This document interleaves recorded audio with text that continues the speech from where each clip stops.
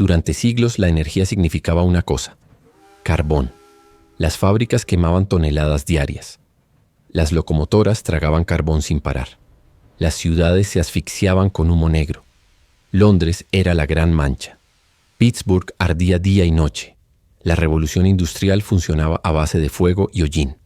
Pero en 1905 algo extraordinario sucedió en las montañas de Puebla, México. El 6 de diciembre comenzó a operar la central hidroeléctrica de Necaxa. 100.000 caballos de fuerza en 1910, solo comparable con las cataratas del Niágara. La planta hidroeléctrica más potente fuera de Norteamérica. Y detrás de ese proyecto estaba un ingeniero mexicano que cambiaría para siempre cómo su país generaba energía: Miguel Ángel de Quevedo. Nacido en Guadalajara en 1872, ingeniero hidráulico formado en Francia. Visionario que entendió algo revolucionario. Proteger los bosques no era solo ecología, era economía. Los árboles retenían agua. El agua generaba electricidad.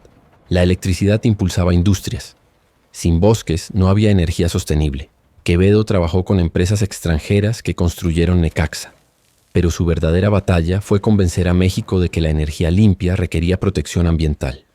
Fundó los viveros de Coyoacán. Creó la primera ley forestal. Transformó Ciudad de México de 2% de parques a 16% en una década. Luchó toda su vida para que México entendiera: el futuro no era carbón, era agua. Y cuando murió en 1946, México había electrificado ciudades enteras gracias a hidroeléctricas. Esta es la historia del hombre que le enseñó a México que energía y naturaleza no eran enemigas, sino aliadas. Del ingeniero que electrificó el país mientras plantaba árboles. Y de cómo un visionario mexicano ayudó a crear la infraestructura energética que México usa hasta hoy. Para entender la revolución de Necaxa, necesitas entender el mundo en 1900. La energía venía del carbón. Punto. Las minas de carbón empleaban millones de trabajadores, en condiciones brutales. Túneles peligrosos, explosiones frecuentes, muertes constantes. El carbón se transportaba en trenes, en barcos, en carretas. Miles de toneladas diarias, para alimentar el monstruo industrial. Las fábricas textiles necesitaban vapor. Las fundiciones de acero requerían calor extremo. Las locomotoras consumían montañas de carbón. Todo funcionaba quemando carbón. Las ciudades industriales eran infiernos. Humo negro cubría el cielo permanentemente. En Londres, el smog mataba miles cada año. La gente tosía sangre. Los niños morían de enfermedades respiratorias. Pero no había alternativa. O eso creían todos. México en 1900 dependía brutalmente de carbón importado. No tenía minas grandes propias. Compraba carbón a Estados Unidos, a Inglaterra. Pagaba fortunas por transportarlo. Las fábricas mexicanas quemaban madera cuando no podían pagar carbón. Deforestaban bosques enteros para alimentar calderas industriales. Era insostenible, destructivo, caro. Pero había otra opción, una que México apenas exploraba: energía hidroeléctrica.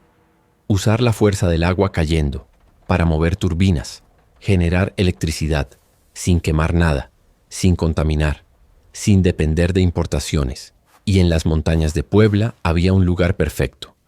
En 1850, José Justo Gómez de la Cortina, conocido como el Conde de la Cortina, visitó la Sierra Norte de Puebla. Era investigador español, regente de Ciudad de México, explorador curioso, y descubrió algo espectacular: la cascada de Necaxa. 350 metros de caída vertical. El agua caía con fuerza tremenda. El ruido se escuchaba a 1 kilómetro de distancia. Testimonios de la época describían el estruendo como ensordecedor.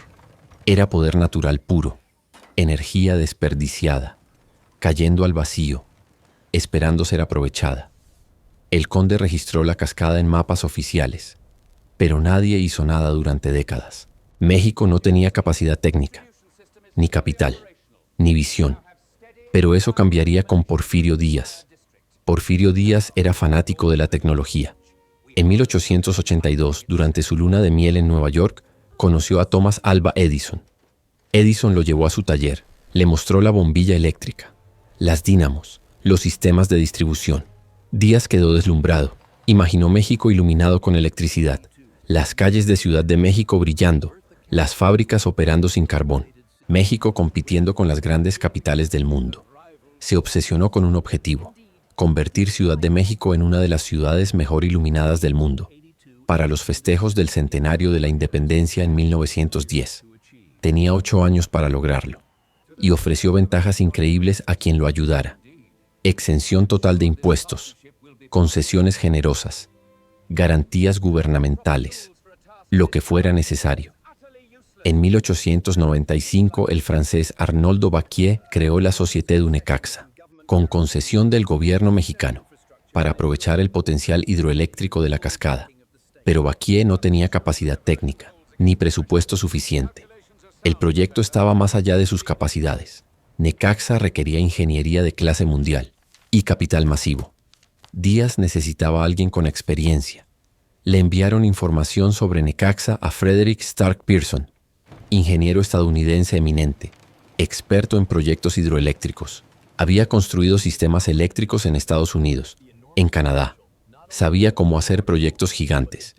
Pearson estudió los datos, visitó Necaxa personalmente. Quedó impresionado. El potencial era enorme. No solo la cascada principal. Toda la región tenía docenas de ríos, escurrimientos constantes, lluvia abundante. Si se capturaba toda esa agua correctamente, se podía generar electricidad masiva. El 10 de septiembre de 1902, Pearson fundó en Toronto, Canadá, The Mexican Light and Power Co. Limited, con capital canadiense, para construir el sistema hidroeléctrico más ambicioso de América Latina. En noviembre de 1903 comenzó la construcción, con 50 ingenieros estadounidenses y europeos, y 2.300 trabajadores mexicanos inicialmente. La cifra crecería a 10.000 trabajadores en total durante todo el proyecto. Construir Necaxa fue épico. Las dificultades eran brutales. Primero, el acceso. La zona era montañosa, sin carreteras, sin ferrocarriles. Tuvieron que construir 50 kilómetros de carreteras y líneas de ferrocarril, a través de terreno imposible, pendientes extremas, barrancos profundos. Cada kilómetro era batalla contra geografía hostil. Segundo, los pueblos. Necaxa, San Miguel Acuautla y Patoltecoya estaban donde se construiría la presa. Poblaciones indígenas completas, con siglos viviendo ahí. Tuvieron que ser reubicadas. Miles de familias desplazadas, compensadas, reinstaladas.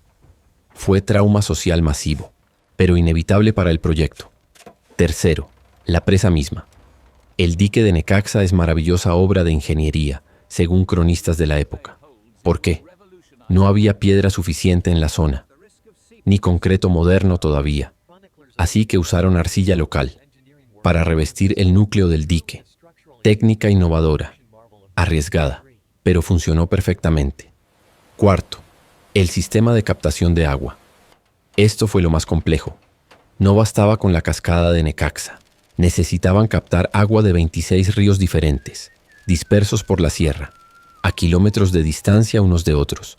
Construyeron sistema intrincado de tomas de agua en cada río, túneles atravesando montañas, canales conectando valles, muros de contención, tuberías de alta presión, todo convergiendo finalmente en la presa de Necaxa.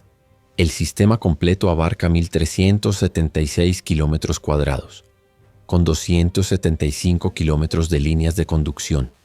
Es vasto, increíblemente complejo. El ingeniero hidráulico James Dix Schuyler diseñó todo el sistema de túneles, tuberías y represas. Era genio absoluto. Su diseño para conducir el agua hasta la casa de fuerza fue obra maestra. Un túnel mide 30 kilómetros. Fue el túnel más largo del mundo en su época. Atraviesa montañas enteras, sin maquinaria moderna. Solo dinamita, pico y pala, y miles de trabajadores.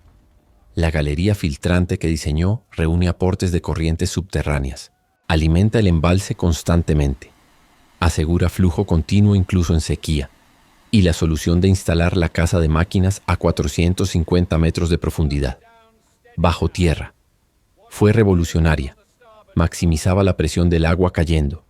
Generaba más energía. Protegía las turbinas del clima. En 1907, la Sociedad Norteamericana de Ingenieros Civiles le otorgó su máximo premio por el diseño de Necaxa. Era reconocimiento internacional. Posteriormente, Schuyler colaboró en la construcción del Canal de Panamá. Eso dice todo sobre su calibre. El 6 de diciembre de 1905, las turbinas de Necaxa giraron por primera vez, generando electricidad para Ciudad de México. A 150 kilómetros de distancia, las líneas de transmisión cruzaban montañas, valles, ríos. Era infraestructura nunca antes vista en México. La electricidad llegó a la capital y comenzó a transformar todo. Alumbrado público, las calles se iluminaron. Ciudad de México brillaba de noche, como París, como Londres, como Nueva York. Fábricas textiles dejaron de quemar carbón y madera. Usaban motores eléctricos, más eficientes, más limpios, más baratos. Tranvías eléctricos reemplazaron tranvías de mulas. Transporte público moderno, rápido, confiable. Industria minera, las minas de Pachuca, Hidalgo, la mina del oro en Estado de México, Tlalpujahua en Michoacán. 2 estrellas, todas recibieron electricidad de Necaxa. Operaban 24 horas, más productivas que nunca.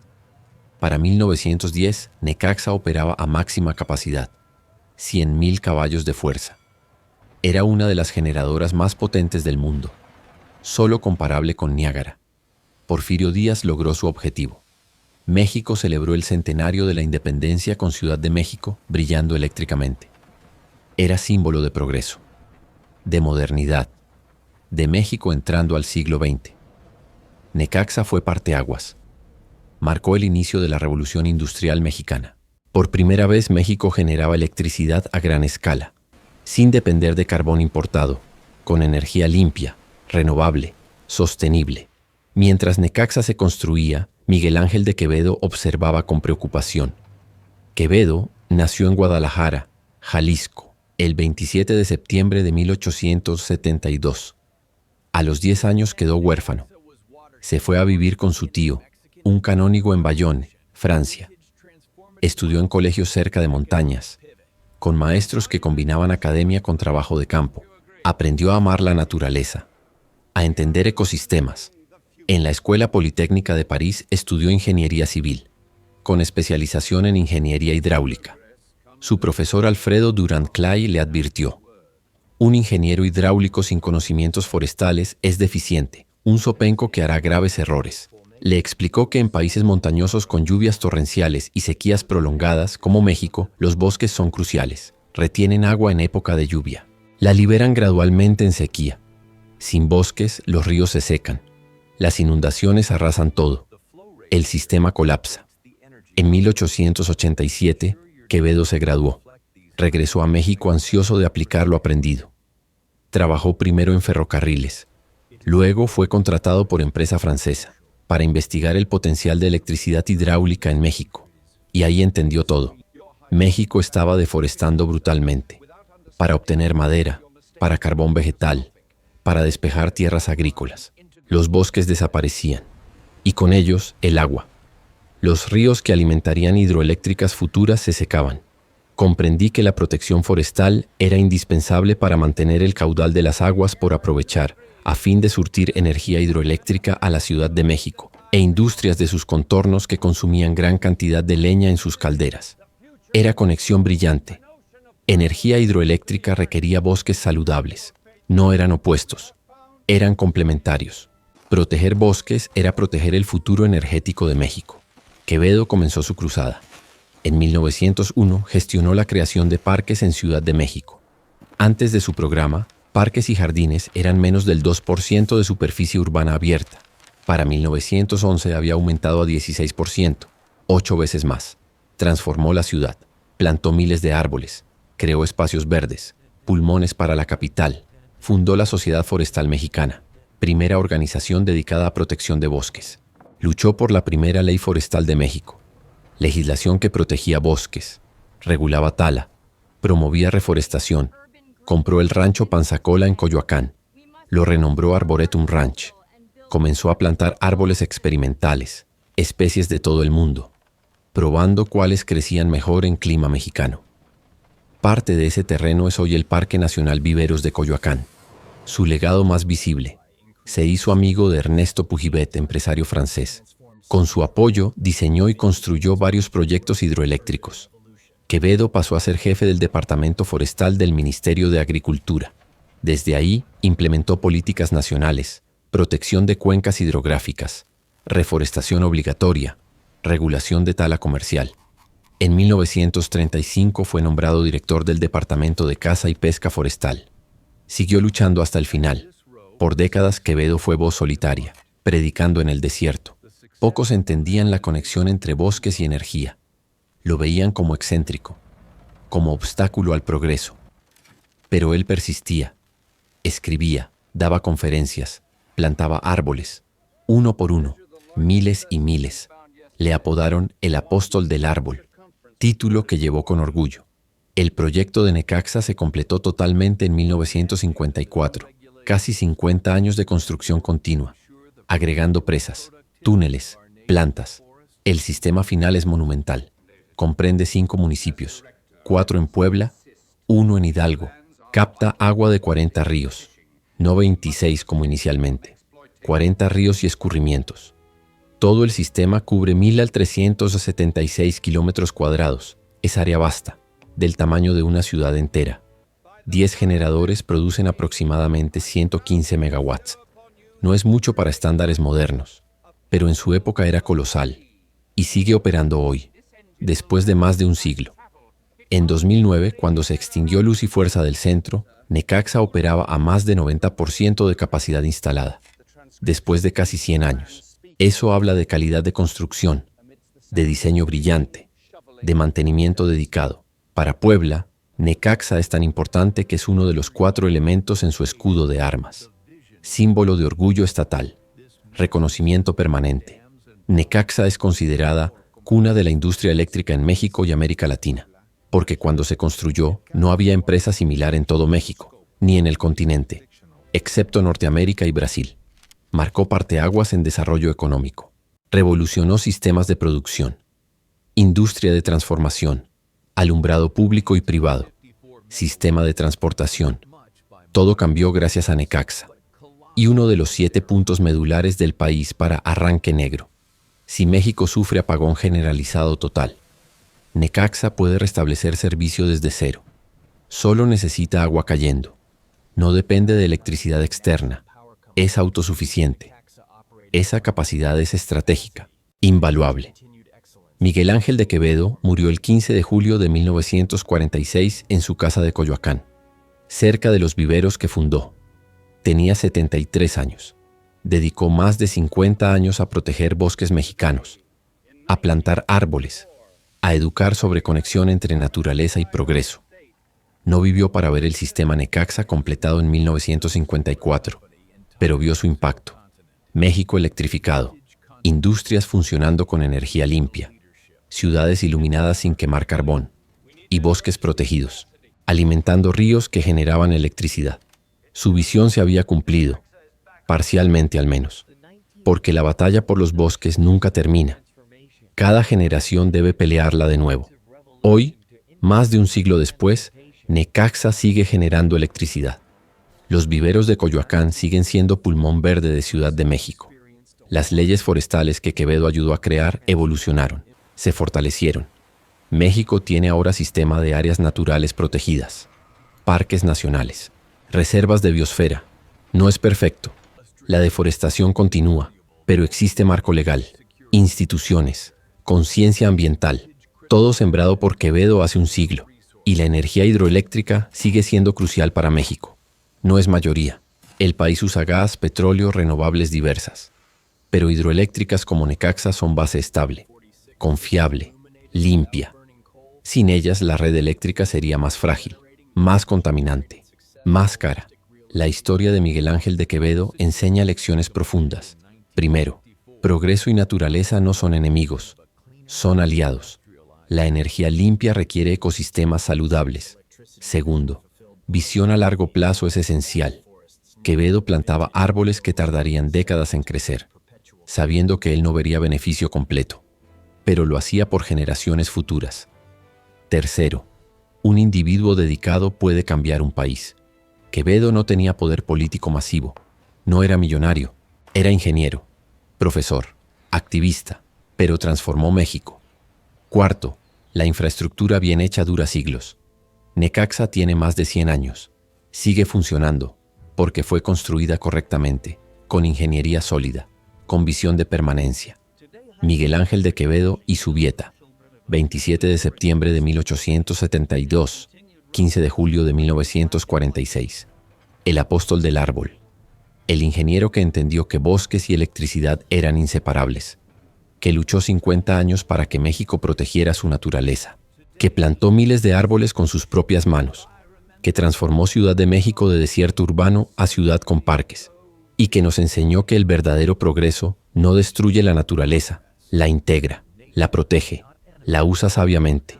Esta no es solo una historia de energía eléctrica, es una historia de visión ambiental un siglo adelantada a su tiempo, de cómo un ingeniero mexicano ayudó a electrificar el país mientras salvaba sus bosques, y de cómo Necaxa, construida hace más de un siglo, sigue iluminando México hoy, gracias a la combinación de ingeniería estadounidense brillante y visión ambiental mexicana profunda.